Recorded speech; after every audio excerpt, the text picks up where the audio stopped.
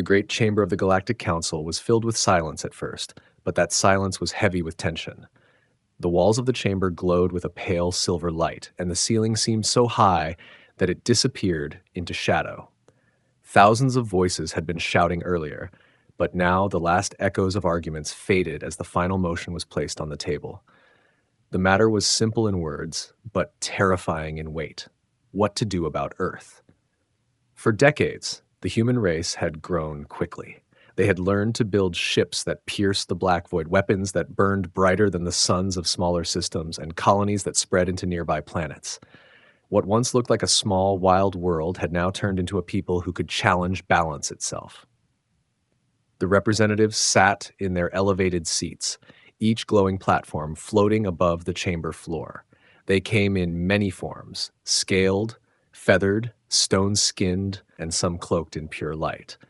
All looked toward the center where the speaker stood, a tall figure draped in a robe that shimmered with 100 shifting colors. He raised his long fingers, and the air quivered with energy. "We must decide," he said, his voice carrying through the chamber, translated into every tongue. "Do we allow humanity to continue unchecked, or do we strike now, before it is too late?" The first to rise was an elder from the Zarkal Dominion. His eyes were sharp and glowing red. "The humans are dangerous," he said. "They grow without fear. They fight without hesitation. If left alone, they will spread, and when they spread, they will conquer.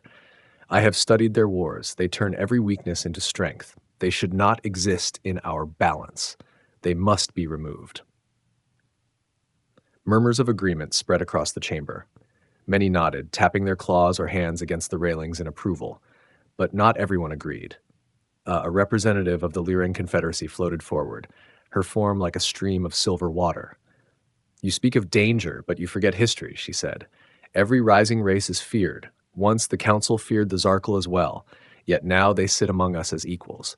Humanity is young, yes, but perhaps we should guide them. To destroy them now would make us no better than the monsters we swore to defeat in the past." Her words stirred debate again. Voices rose, some calling for patience, others calling for fire. Screens across the chamber flickered with images of Earth's cities, its armies, its ships. Some representatives pointed at the pictures of warships, sleek and newly forged, and shouted that these were proof humanity prepared for conquest.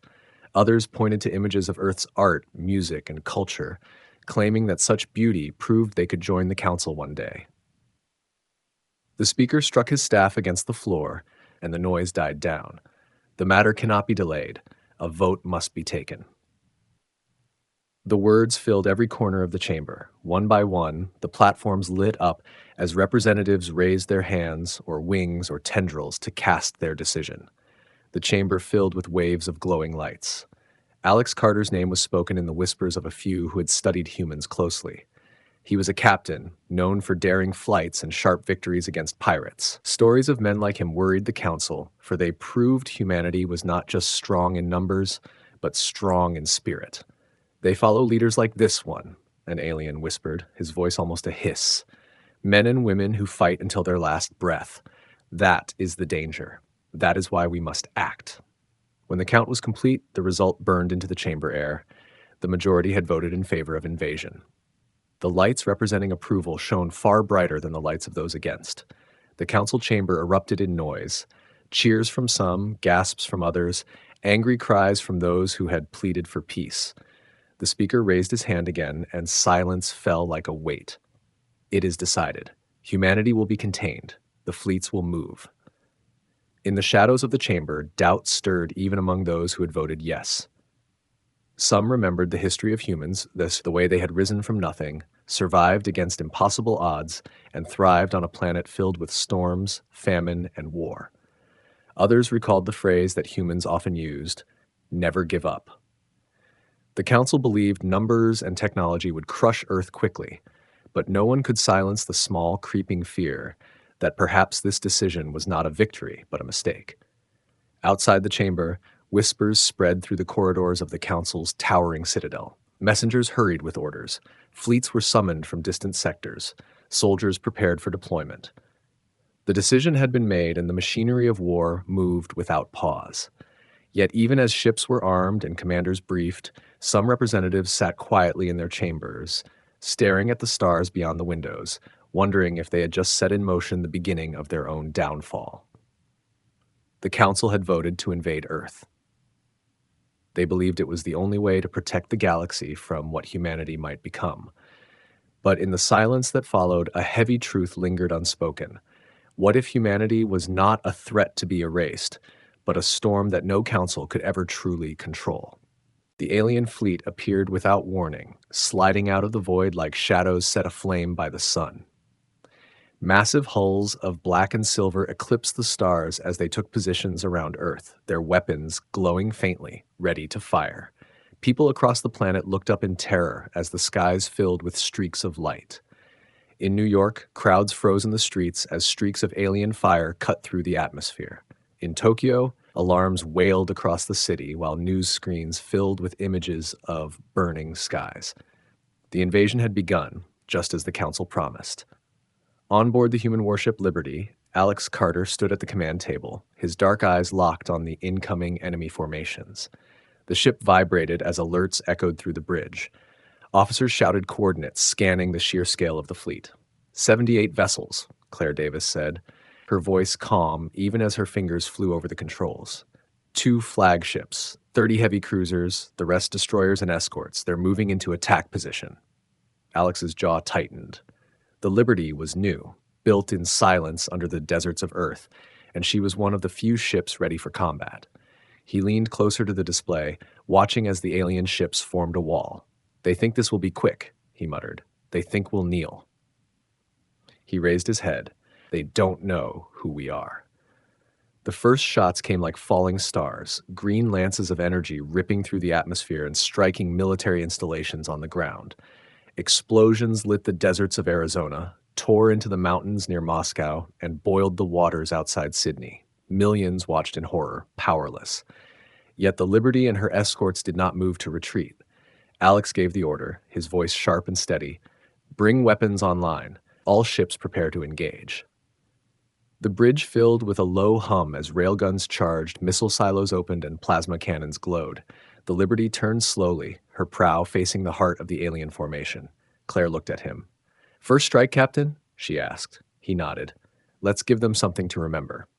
The humans fired. Railgun rounds, traveling faster than thought, ripped into the shields of the closest alien destroyer. The plasma cannons roared, spilling blue fire into the void. A single missile streaked toward the alien line, its warhead splitting into dozens of smaller charges that detonated in blinding flashes. The first alien ship exploded, fragments scattering into orbit like burning shards of glass. On the alien command ship, shock rippled through the crew. Their sensors showed human weapons hitting harder than predicted. Their defenses, long believed impenetrable, cracked under the sudden force. Voices shouted in confusion, and for the first time in generations, the alien officers looked at one another with unease. Down on Earth, the people watched the sky, expecting defeat. Instead, the heavens lit up with fire of their own. Human warships rose from hidden bases, engines blazing as they surged into combat. A cheer rose from crowds in the cities as the impossible unfolded before their eyes. Humanity was not broken. Humanity was fighting back. Claire read the sensor feed, her eyes wide. Direct hit confirmed. Alien shields are failing faster than expected. Marcus Hill's voice came over the comms from one of the engineering stations. "That's because they've never seen railguns built to this scale. They were laughing at us. They're not laughing now."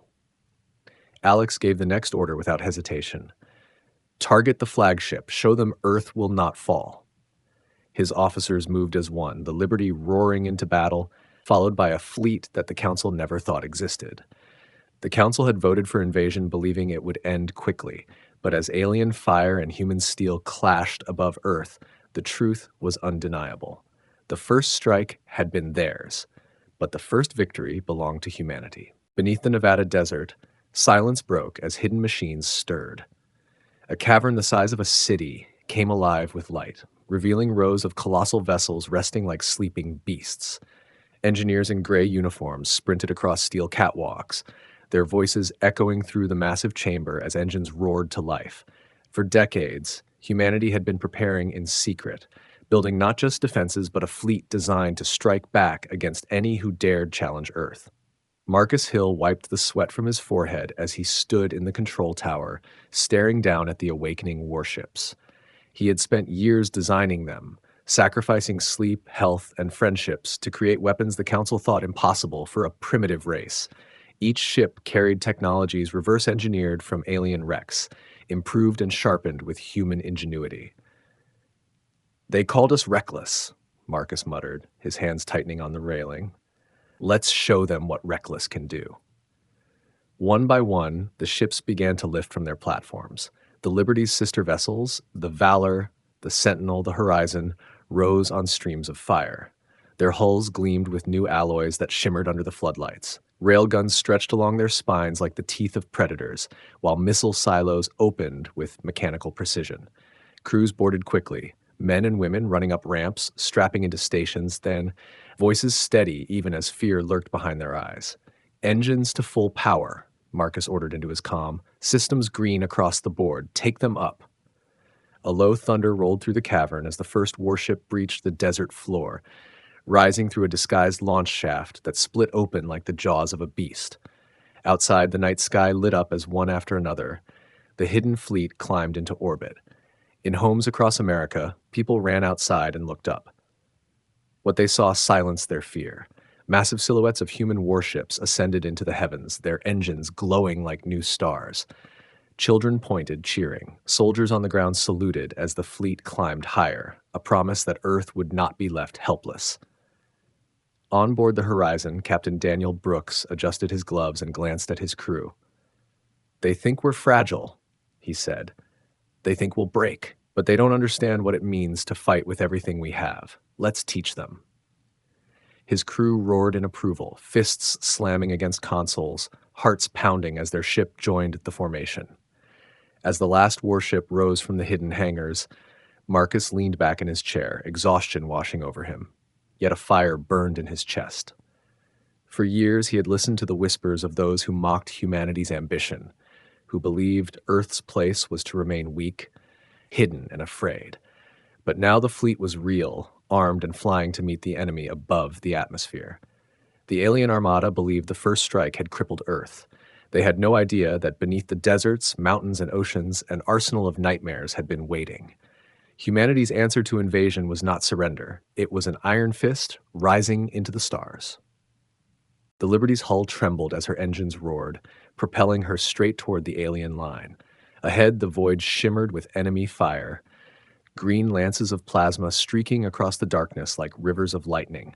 One blast struck close enough to rattle the crew, but Alex Carter gripped the command rail and barked orders with iron steadiness. "All batteries, return fire!" The human fleet responded like a storm unleashed. Railgun slugs ripped through space, glowing red from the heat of friction as they tore into the nearest alien cruiser. Its shield flared bright, then collapsed with a sharp ripple before the ship erupted in a shower of molten debris. Plasma cannons followed, blue fire spraying across the void and carving open another vessel's flank. The first alien formation staggered under the assault, shocked at how fast their defenses crumbled. On the Liberty's bridge, Claire Davis locked her eyes on the tactical display. "Two destroyers down, one crippled," she reported, her tone sharp and steady. "Captain, their flagship is repositioning. They're trying to box us in." Alex's lips curled into the smallest of smiles. "Then we break their box. Bring us starboard, full burn. Target their flagship's escorts. If the head wants to bite, let's rip out its teeth first." The Liberty's engines flared and the ship twisted sharply, her crew holding fast as the inertial dampeners groaned.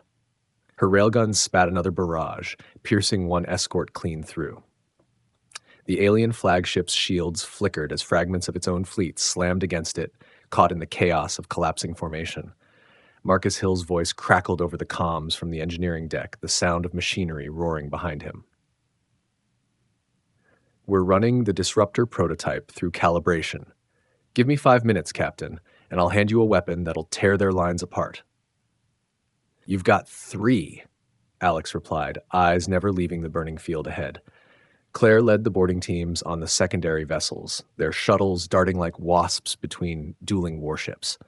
On board one captured destroyer, she cut through a bulkhead with her plasma cutter, her team charging inside with rifles raised. The alien crew fought desperately, but humans fought like demons, fast, coordinated, and merciless. Within minutes, the vessel's bridge was seized, its data core ripped out. Back on the Liberty, intelligence poured across the displays. The aliens had underestimated Earth's weaponry, but worse, they had misjudged humanity's will. Their formations were rigid, predictable, built for wars against species that surrendered quickly. Against humans, that rigidity became their undoing. The void burned brighter with every passing moment. Missiles streaked in waves, carving through enemy lines. Explosions flared like new stars being born, one after another. Alien commanders shouted across their networks, trying to restore order, but their confidence cracked with each ship lost. Alex leaned forward, his eyes locked on the enemy flagship. They thought Earth would kneel in days, he said quietly, almost to himself. Then his voice rose. But today, they learn what it means to fight humans. Fire everything we have. The Liberty and her sisters unleashed their full might. Space itself seemed to shudder as a wave of destruction poured forth, hammering the alien line until even their flagship reeled back. The Council had promised an easy conquest. Instead, they were facing a storm they had never imagined. Panic spread through the alien armada as reports of destroyed cruisers filled their comms. Their fleet had entered Earth's orbit, certain of swift victory. But now, hesitation cracked their discipline. Commanders barked orders trying to rally their ships, yet formations broke apart under relentless pressure. Humanity's strategy was unlike anything they had faced before. Wild, adaptive, and ruthless. On the bridge of the Liberty, Claire Davis studied the shifting chaos with sharp eyes. They're pulling back from the front line, she said. Their confidence is gone. Alex Carter leaned against the command rail, his voice low but fierce. Confidence doesn't win battles. Fire does. Keep pressing. Claire launched another boarding wave, her team darting between burning hulls and small, fast craft. Alien crews expected surrender, but the humans fought tooth and bone. In one assault, Claire led her squad straight into the enemy command deck, cutting through defenders with brutal precision. "This ship is ours," she declared, planting a human flag on the shattered console before detonating its reactor to cripple nearby vessels. Meanwhile, Marcus Hillpill prepared the fleet's most dangerous invention. In the engineering bay, the gravitational disruptor pulsed with raw power. "If this works," Marcus said into his comm, "we'll split their fleet in half like glass." He activated the device, and a surge of distortion tore through the void. Alien ships drifted helplessly out of position, colliding into one another as their carefully arranged wall shattered into fragments. Across the armada, fear replaced arrogance. Alien soldiers whispered that Earth's ships fought like predators, their weapons roaring louder than expected, their crews unyielding even in the face of death.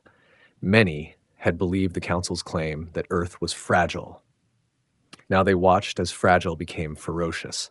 Alex saw the hesitation in their retreat, the cracks in their lines, and he knew the tide had turned. "They don't understand us," he said softly, then louder, with steel in his tone. "All ships, advance. Show them the cost of underestimating Earth." The Liberty surged forward, guns blazing. The Valor and Sentinel cut through the enemy flanks, carving open heavy cruisers like steel through paper. Explosions lit up the void, brighter and louder than thunder, until the alien fleet looked less like conquerors and more like prey. For the first time in centuries, the mighty Council fleets, the ones that had crushed worlds and broken empires, were forced to face something they had never known: fear of defeat. Humanity, a race they had voted to erase, had turned the war into a storm they could no longer control. The Council chamber seethed with unrest as reports of battlefield losses scrolled across glowing displays. Representatives who once cheered for invasion now shouted accusations across the obsidian floor. "You lied about their strength," one delegate roared, his scaled hand slamming the railing. "You told us humans were primitive," another, her form rippling like liquid silver, hissed back. "And you voted for this war just as eagerly as I did." The chamber that once echoed with unity now cracked with division. Ships had been destroyed faster than any projections predicted. Entire squadrons failed to return transmissions. Some fleets reported they could no longer maintain cohesion in the face of human tactics. Every update made the Council's great vote look less like wisdom and more like a curse. In a shadowed corner of the chamber, a representative of a smaller world hunched over, whispering to his aide. His planet had little defense of its own, and if humanity emerged victorious, vengeance might fall on his people. Desperate, he sent an encrypted message through secret channels. The coordinates of a supply convoy, once guarded with silence, now slipped into human hands in exchange for a promise: leave his homeworld untouched. Hours later, the convoy burned in the darkness of space, destroyed by missiles that arrived with precision no alien fleet had ever expected from Earth. The Council gasped when the report came. How did they find it? Who betrayed us? Voices rose again, but this time it was not just anger, it was fear. Someone among them had turned. Trust began to rot from within. Whispers traveled quickly through the grand corridors of the Council citadel. Old rivalries resurfaced, accusations sharpened like knives. Some claimed the speaker himself had misled them, presenting Earth as weaker than it was to force the vote. Others suspected the Zarkil Dominion of exaggerating the threat, using humanity as an excuse to expand their influence. Every ally became a possible traitor. In one private chamber, a group of delegates argued heatedly, their voices muffled by thick stone walls. If we do not halt this war, we will destroy ourselves, one warned. Already humanity spreads doubt like poison among us. They are not just fighting with weapons, they are tearing apart our unity. But the reply was colder, harsher. It is too late to halt. To retreat now would admit weakness, and weakness means death. Beyond the council halls, soldiers and citizens of the member worlds began to murmur. Propaganda that once painted humans as fragile now looked like lies. Stories spread of human captains who fought until their last breath, of engineers who created weapons that bent the laws of physics, of boarding teams who stormed ships like storms in flesh and steel. Faith in the council's leadership dwindled with every whispered story. Inside the chamber, the speaker struck his staff to demand silence. The glow of his robe dimmed as his voice filled the chamber. You may scream and curse, but the vote was cast. We cannot undo it. Humanity has defied us, yes, but they cannot endure forever. Double the fleets, call every reserve, break them before their defiance spreads further. His words echoed with authority, but in the eyes of the representatives, the certainty was gone. The council had demanded war, and now they were trapped in it. The fleets burned, the soldiers died, and the trust that bound them was unraveling thread by thread. Humanity's defiance was more than resistance. It was a mirror, showing the Council its own weakness, its own fractures, and the beginnings of betrayal that no weapon could ever mend.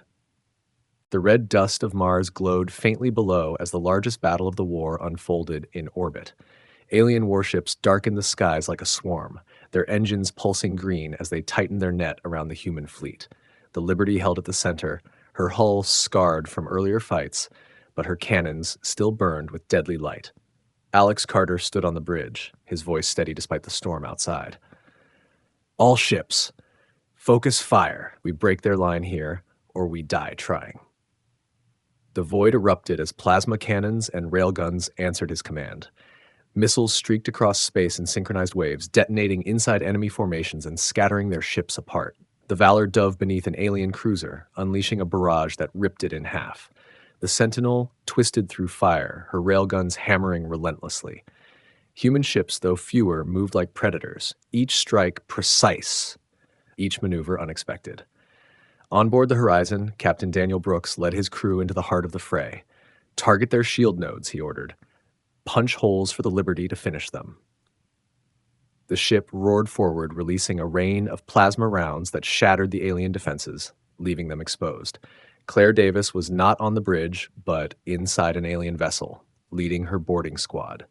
Smoke and sparks filled the corridors as her team fought deck by deck, clearing rooms with ruthless efficiency.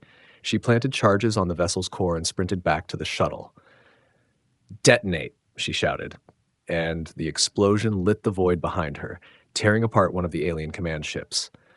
Marcus Hill's voice came through the comms, charged with urgency. "The disruptor's ready, Captain. Align us with their main formation." Alex gave the order instantly, and the Liberty's engines thundered. The device fired, and a wave of distortion spread through space, warping gravity itself. Alien warships spun out of position, colliding with each other in chaos. Their formation shattered as cries of alarm filled their channels. The flagship of the alien armada moved to rally the survivors, its massive silhouette dwarfing every ship around it. But Alex's eyes locked on it with grim resolve. "That ship falls, the rest will scatter," he said. "All weapons on the flagship. Fire at will." The Liberty surged forward with her sisters beside her, unleashing a storm of destruction. Railguns carved deep wounds into the flagship's hull. Missiles tore through its weakened shields. Claire's captured vessel rammed into its side, detonating in a brilliant explosion that left the alien command crippled. The alien fleet, once disciplined and confident, broke apart in panic, retreating in all directions. For hours, the humans fought until the last alien cruiser fled into the black. The silence afterward felt heavier than the battle itself. The Martian orbit was littered with burning wrecks, shattered debris drifting slowly across the red horizon. Humanity had stood against the greatest armada the Council had ever assembled and emerged victorious. On the Liberty's bridge, Alex leaned on the railing, exhausted but unbroken. "They thought Earth would fall in days," he whispered. "Instead, today we showed them we will never fall." His crew remained silent, their eyes on the stars, knowing the galaxy itself had just changed forever. The obsidian chamber of the Council felt colder than ever as defeat flickered across every display. One by one, alien faces turned pale, scaled, or dim with disbelief as reports confirmed what none dared to imagine. The human fleet had crushed their armada above Mars. Silence lingered, broken only by the quiet hum of the glowing screens that replayed explosions, burning wreckage, and the collapse of their proud flagship. A representative from the Dravari Alliance rose, his wings twitching nervously. This is not possible," he stammered. "They are one world, one young species. How could they overcome fleets forged over centuries?" His words were swallowed by the rising murmur of panic. Some shouted for explanations, others for punishment, and more simply stared, their faith in the Council bleeding away. Another voice, sharp and furious, cut through the chamber. "We were lied to," a scaled delegate roared. "You told us they would fall in days, that this would be no war but a culling. Now our fleets are ash, our soldiers gone, and for what?" His hand pointed toward the speaker, accusation burning in his eyes. Others joined, voices rising into chaos. "Corruption! Deception! You have doomed us all." The speaker struck his staff against the floor, the sound echoing, but the chamber no longer obeyed him. Authority, once absolute, slipped like water through his fingers. Delegates leaned close to one another, whispering alliances, plotting escapes, trading blame as if their words could shield them from humanity's wrath. The unity that had held the Council together for generations was dissolving before his eyes. Beyond the chamber, word spread across the galaxy faster than fire. Soldiers who once believed the Council's strength unshakable now questioned their leaders. Worlds whispered of rebellion, of leaving the Union altogether. Merchants who once paid tribute to Council fleets now withheld it, muttering that humans had shown the Council could bleed. Back in the chamber, a single voice rose above the din, calm but heavy with truth. "It is not only our fleets that were destroyed," the representative said. "It is our trust. Our people no longer believe in us. The humans did not just win a battle, they have broken the very foundation of our rule." His words left the chamber in uneasy silence. No one dared deny it. The speaker looked around at the crumbling unity, his robe dim and his staff heavy. He tried to speak of recovery, of rebuilding, but no one listened. They no longer saw him as a leader. They saw him as the symbol of failure. The Council's vote to invade Earth had not just unleashed a war. It had planted the seed of their undoing. Across the stars, the name of humanity spread like a warning and a promise. They were no longer seen as fragile or weak. They were survivors, fighters, and now victors against impossible odds. Where once the Council ruled through fear, now fear belonged to them. The galaxy had changed, and at its heart stood Earth, unbroken and rising.